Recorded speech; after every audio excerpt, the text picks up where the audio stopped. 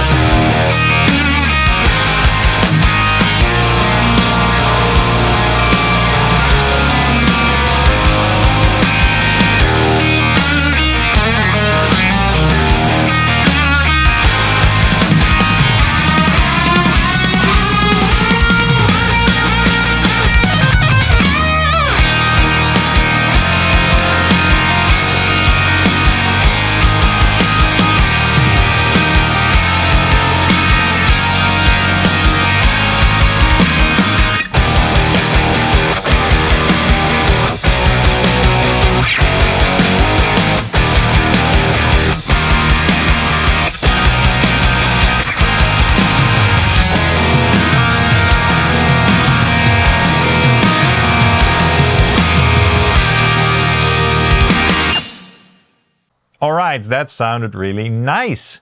That was my ESP EII Eclipse in Vintage Honeyburst, the full thickness Eclipse with the Seymour Duncan JB in the bridge, going straight into the DAW and into the plugin, and I thought that sounded really awesome. Now, Spark by Mercuriall is a really well-known plugin, I think, especially well-known for being such an excellent Marshall amp sim. It really has that British Marshall crang going on. But now the folks from Mercuriall, they updated the plugin and incorporated it into their Ampbox platform.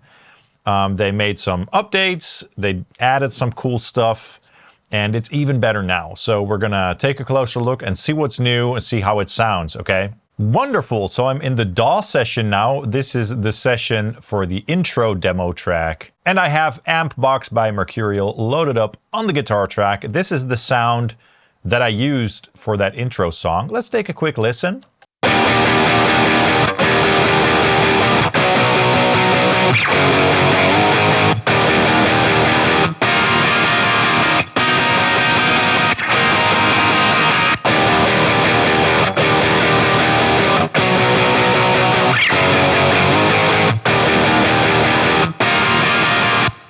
So it sounds rich and sort of warm, but it also has that really nice upper mid crang and string definition that is really typical JCM 800E, if you know what I mean. And the Duncan JB also really helps with that. You know, it brings out the clarity. And without that, you don't have a JCM 800 tone, basically. For this tone, I had a gate up front. In the cab block, I have loaded up just one of the stock cabinets, the G12M with EQ option, a little bit of plate reverb, and that's it. So a very basic preset. Now in the DAW, I did apply a high-pass filter, which I'll turn off at, 80 Hertz. So I'm going to turn that off right now.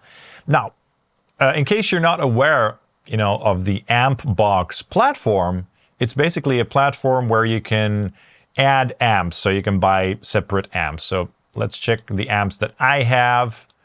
I think I have the Euphoria, which is like a Bogner Ecstasy. Reaxis, which is like a Mesa Boogie Triaxis. Recto Fire, which is a Recto, of course. We also have the 6163, EVH Stealth, stuff like that. And today we're going to take a look at the Spark. Now the cool thing is you can buy those amps separately, so you can customize the plugin based on the amps that you want to purchase for this platform. Now about this platform, You get a bunch of effects with all the amplifiers, of course. So at the gate, we have a dynamics section with a couple compressors. We have a graphic EQ to shape the tone. We have a wah that you can tweak a little bit. We have overdrive pedals. So a couple different overdrive pedals to choose from. We have some distortion pedals to choose from, including the legendary HM2, so that is fun. We have a flanger. This is the preamp section, of course, where you can, choose your preamp. You can turn the power amp off as well and use just the preamp section. This is the cabinet section. We can tweak that a little bit in a second. Parametric EQ, modulation effects, stereo chorus or micro pitch shift, delay, reverb. So it's a really big platform and you can do a bunch of stuff there. Now let's focus on the Spark amp now. That's why we're here after all. There's a couple of modes here, which is nice. That means that you can sort of mod the sound of the amplifier. Let's take a listen to the different modes. I went with the 36 because I thought that sounded the best for this demo track. There's also a power amp mode. So you've got the mod or the 2204. And then you have a tube option, either JJ or WC. And you can choose the input. Let's start with the input. So right now I'm on the high sensitivity input. That's the crunchy tone, the higher gain tone. And when you click on low, you get the low sensitivity input. The difference is going to be more noticeable on the 800 mode.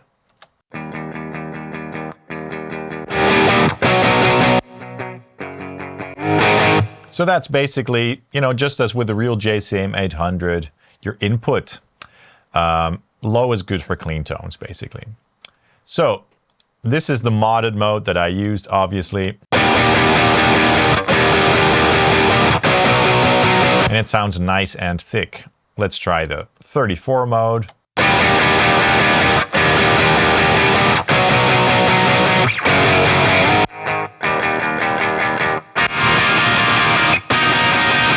I believe that the 34 mode is what Slash used, if I'm not mistaken. It's a little bit more crangy, a little bit more string definition and bark there. And then the standard 800 mode. Let me crank the gain up.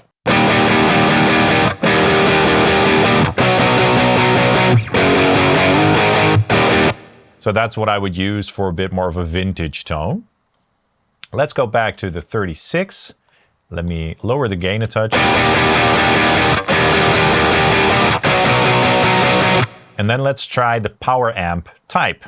First, starting on the mod and then going to the 2204.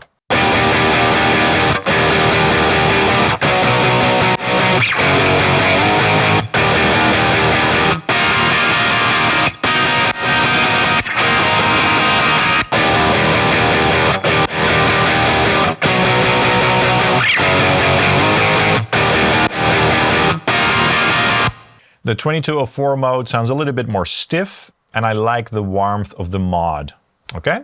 But you know what, let's stick with the 2204, which is, I suppose, the stock power amp voicing. Then let's try the tube mode.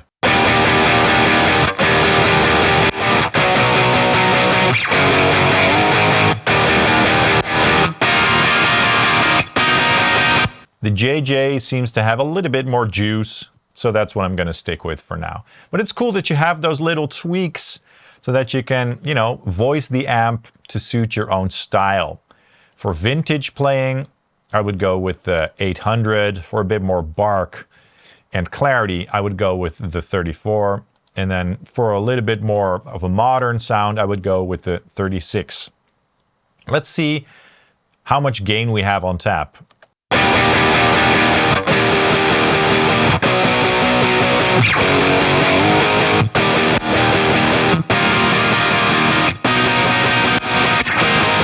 Yeah, so with more gain, the difference between the power amp type is even more drastic.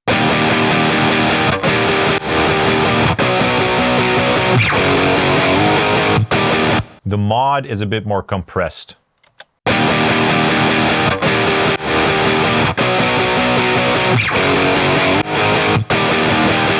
And the JJ tube seems a little bit more balanced and perhaps a little bit more saturated. Cool.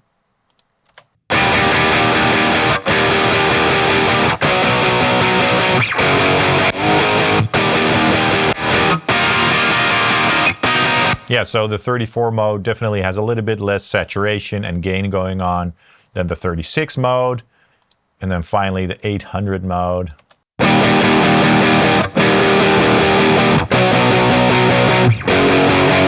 That's more vintage and more classic JCM.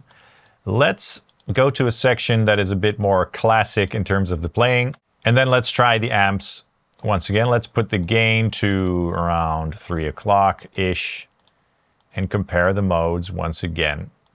The EQ settings aren't exactly the same, but to be honest, with the JCM 800, the EQ is not going to be very drastic, you know.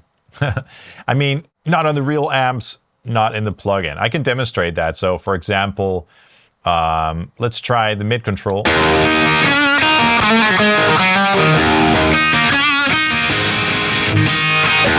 When you scoop the mids, you're going to hear some scoopage there, but cranking it doesn't give you a drastically different sound or anything like that. Anyway, starting with the 800 mode.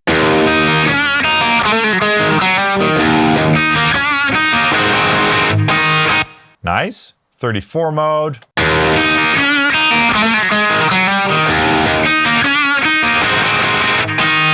Definitely got that crang going on, right? It does remind me of Slash.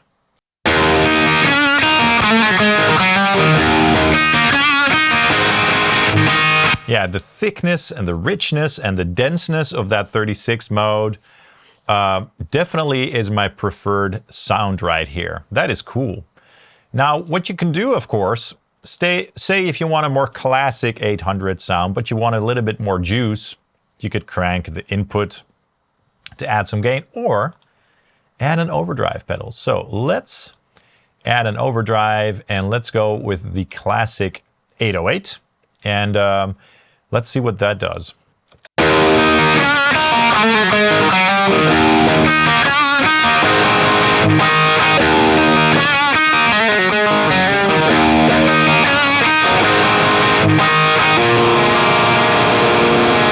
That is a nice sounding overdrive pedal. Very cool. Let's stick with that. Let's bump up the treble a little bit, add a little bit more bass.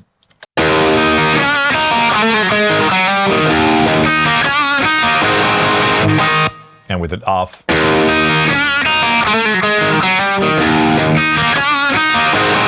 Yeah, that is wonderful. That is wonderful.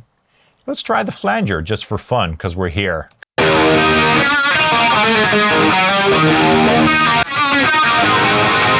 With modulation effects, I usually prefer to have them before the amp, so that's what I changed here. You can choose whether it's after the distortion or before the wah.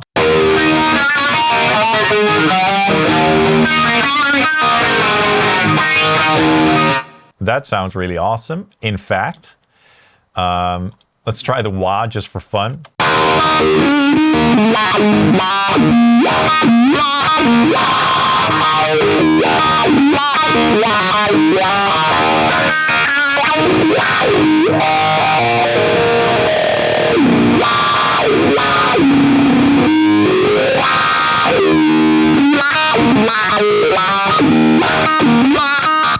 That is one good sounding wah. I have the 535Q in real life as well, and I really like the thickness and throatiness of that wah. So that sounds really good.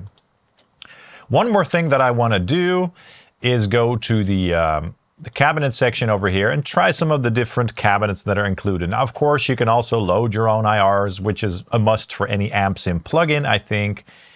For this video, we're just going to stick with the stock cab because it's quite good. You can move the mics around and all that good stuff. So let's try a couple different cabs first. As I said, I'm on the modern G12 EQ, which has some subtle EQ. Let's start with the top one and just go through the list, okay?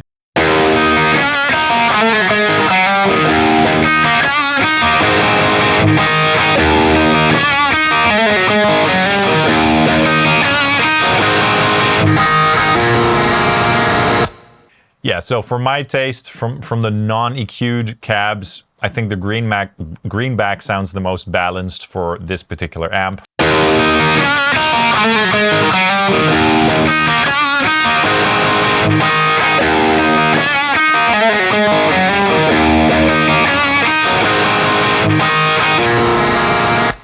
The K120S isn't my thing. So yeah, just to give you an idea, now let's have some fun with the mics and move the mics around. Let's do just the 57.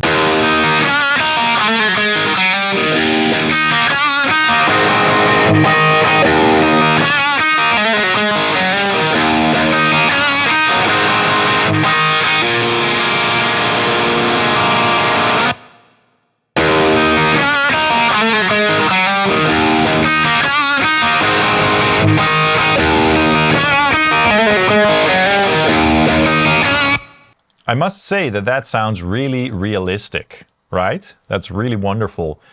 I also added some reverb, and these are actually reverb IRs taken from reverb hardware units. In this case, the L480. There are some other options as well, and they sound quite nice. Let's try a couple. Delay Warrior, and let's raise the blend. That is cool. It's like a delay.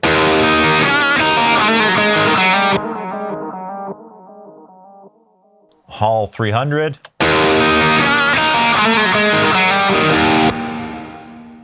Cool.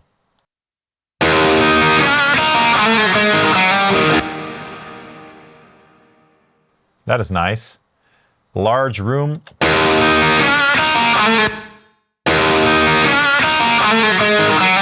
Yeah, that sounds really cool. Guitar plate is what I used.